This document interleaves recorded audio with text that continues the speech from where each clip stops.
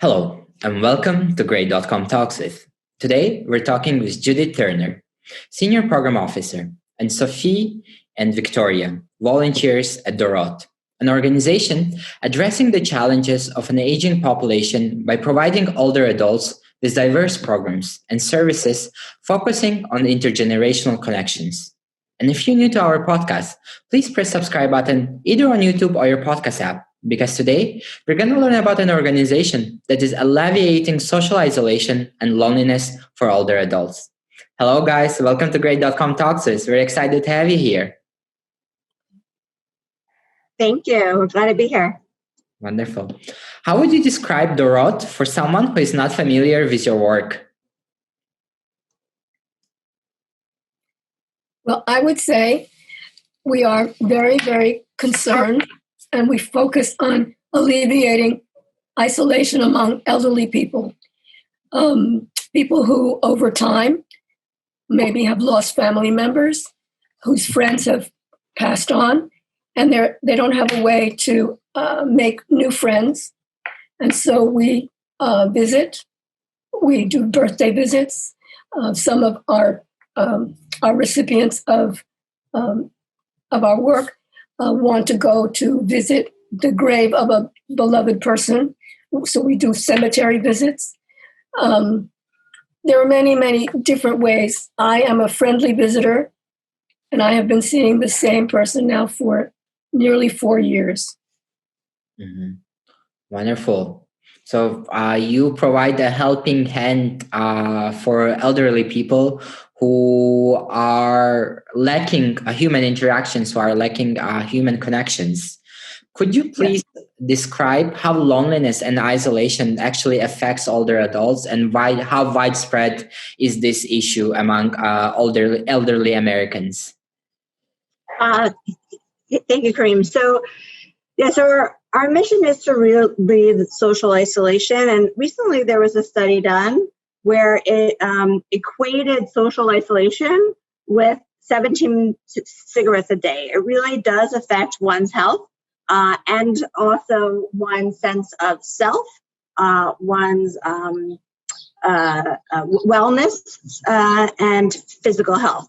So really one of the things that is essential about what we do is we're trying to provide supportive services to help older people remain independent and connected to community. So we have this dual mission of supportive services and intergenerational connection. And truthfully, everybody wants to be needed and to be valued. So there's really a reciprocal nature between the older adults and also the volunteers. And as you can see, people have different roles here. We're not so fixed that you have to be one or the other because everybody wants to be connected to others. And so I think it's really about building an intergenerational community and an age-friendly community. Mm-hmm.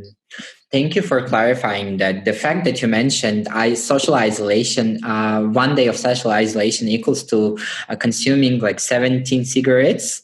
That's quite a shocking statistics. That's quite a shocking data. It means that actually social isolation, we don't realize it when you're very young, but when you are an elderly person, it's like 17 cigarettes a day that can bring you closer to the end. And the fact that you are bridging that gap and bringing people of younger generation or different generation to connect with elderly people, to build connections, to build human interactions is wonderful work. Could you please? Yeah, I think you can think about that loneliness is like it's food. We need connections. And you could just imagine if you didn't eat, right? And what that could do to you. So it's nourishing your health and well-being.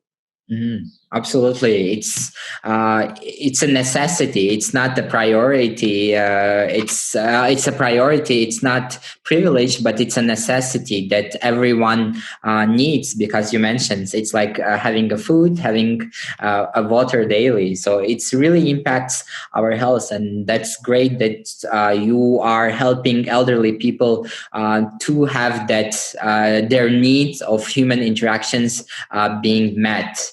You mentioned that your organization focuses on generations helping a generation, and that's your core program.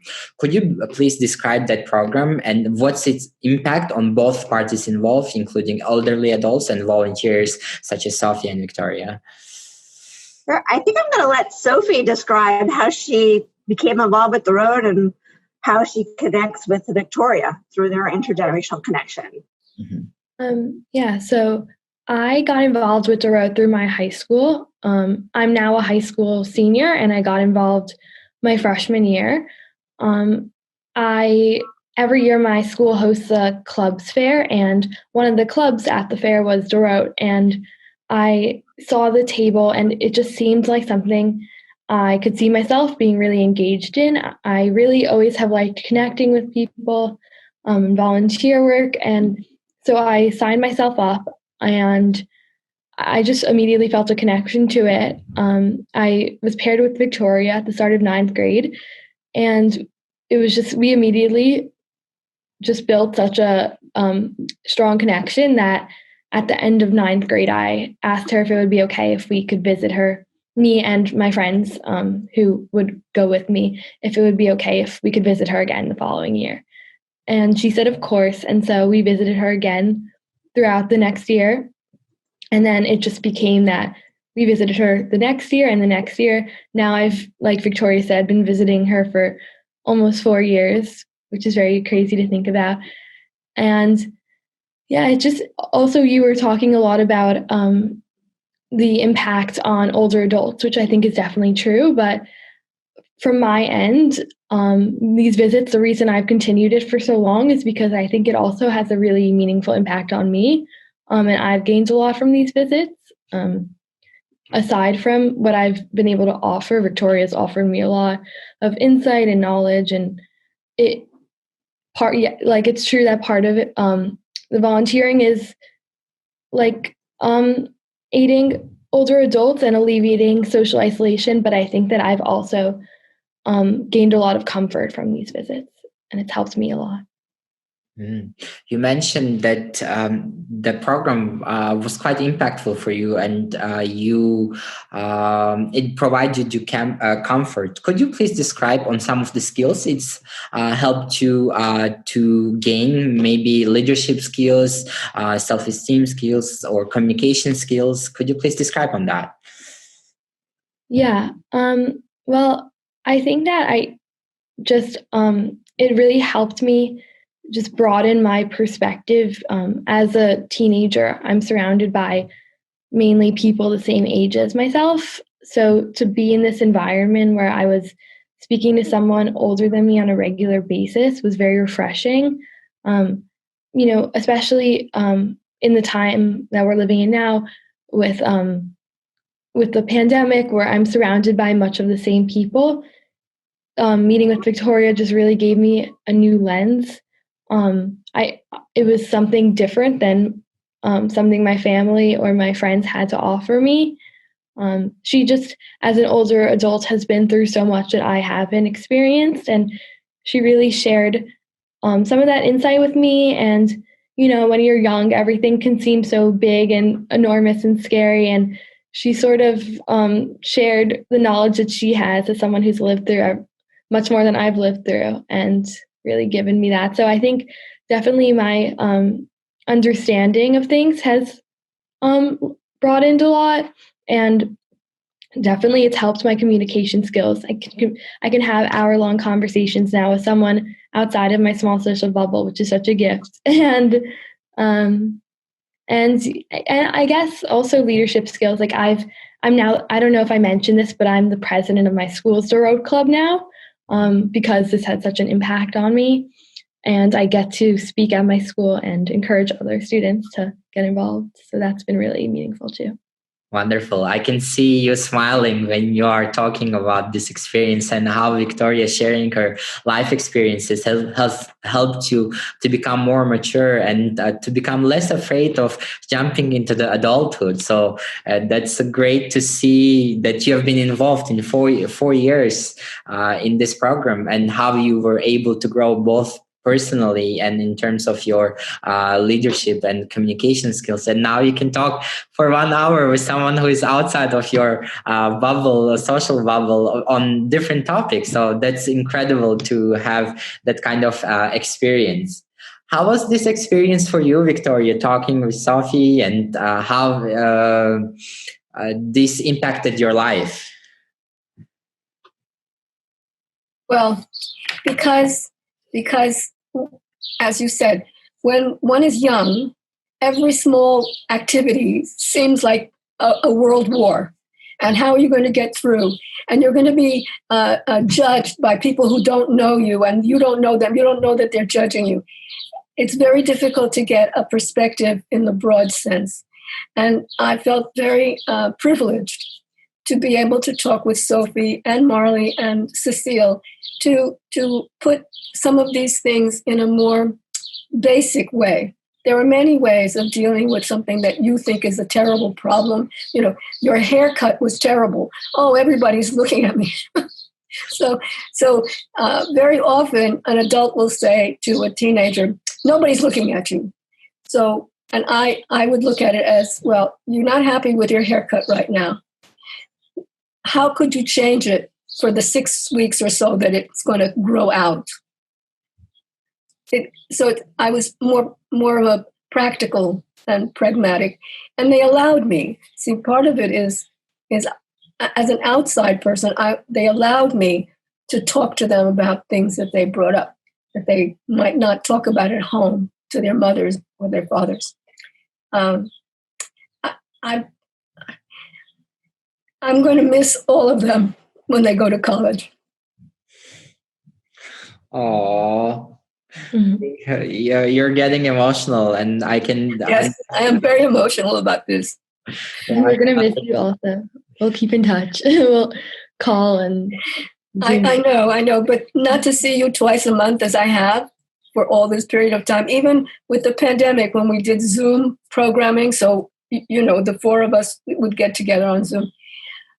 I watched these youngsters grow up. It reminded me of how frightened I was in those 4 years of my own life. And I had no one to talk with. So thank you, Sophie. And I will thank Marley and Cecile too. Thank you.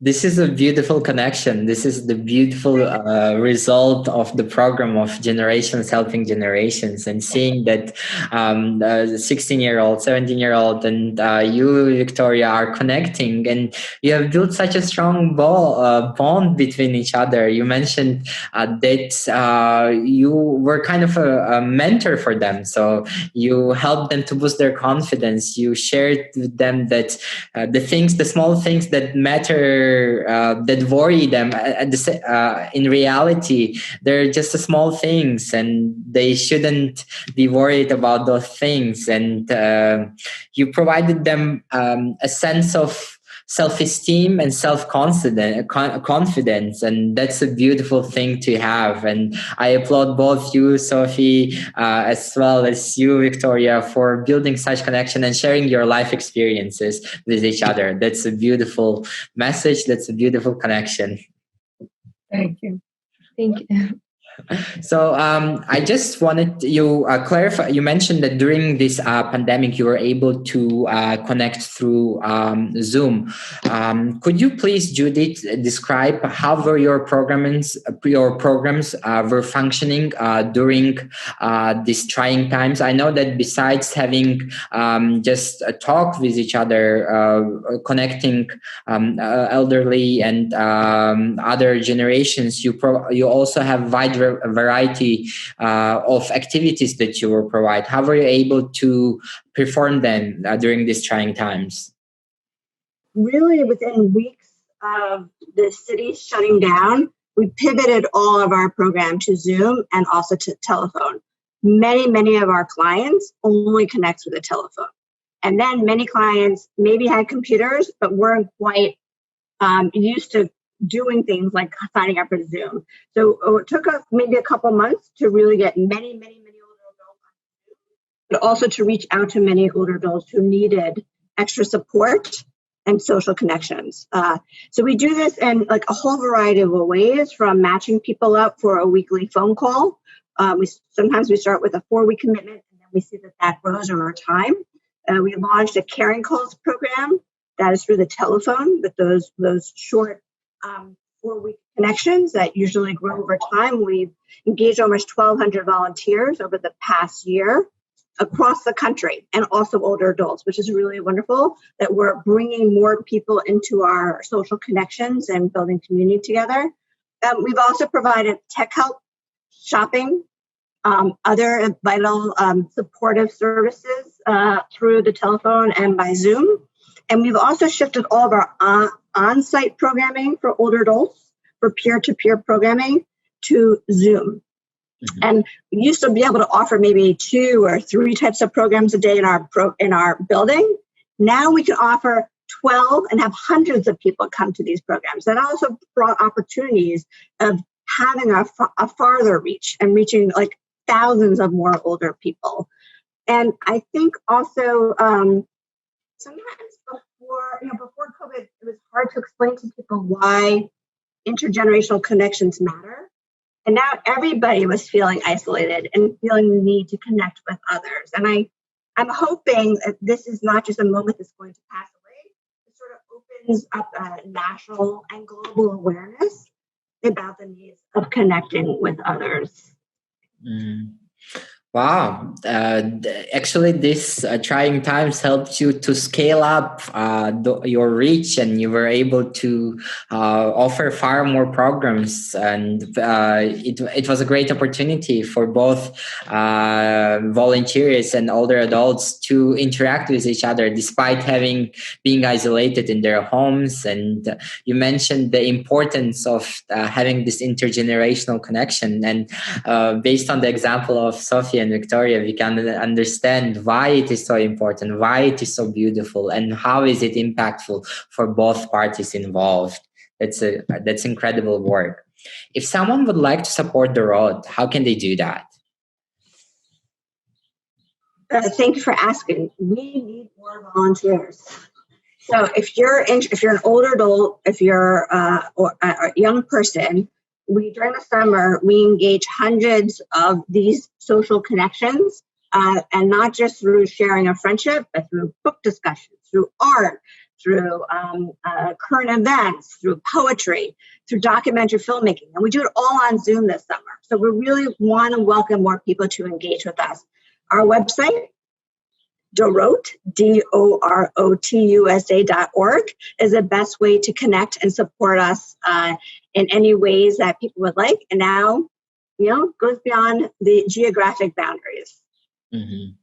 The link to the DOROTUSA.org will be provided in the link in the description. So if you would like to volunteer and connect with elderly people and discuss, as mentioned, books, discuss poems, and just have a beautiful conversation, you can do so by visiting the website of DOROT and familiarizing yourself more with the great work that they are doing.